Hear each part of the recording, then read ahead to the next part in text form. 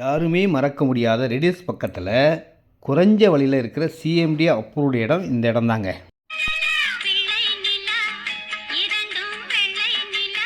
இந்த இடம் ஃபுல் ஃபினிஷிங்கில் பார்த்தீங்கன்னா வேறு லெவலில் இருக்குங்க.